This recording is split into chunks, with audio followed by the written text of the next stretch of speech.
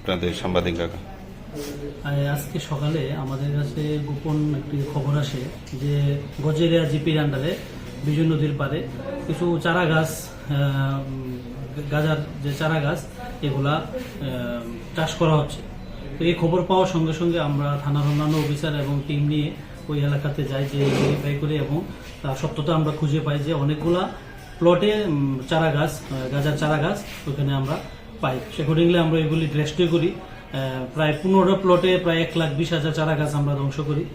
এইরকমভাবে আমরা আরও সোর্স লাগিয়েছি যে যাতে অন্যান্য জায়গায় যেখানে গাজার, যেখানে চারা গাছ থাকবো, আমরা এই অতি সত্ত্বেও এগুলাকে ধ্বংস করে এগুলাকে আমরা নেব, যাতে সমাজ নেশার কারণ থেকে মুক্ত পায়। আনুমানিক কেমন চারা হবে আজকে? প্রায় 1,20,000 চারা গাছ আমরা ধ্বংস করেছি আজকে।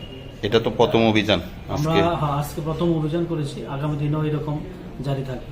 মানে এখন কি মানে নার্সারি থাকাকালীন এখন ধ্বংস অভিযানটা বেশি চলে? নার্সারি থাকাকালীন মানে চারা গাছ যা উঠেছে আমরা এগুলোই আমরা ধ্বংস করেছি।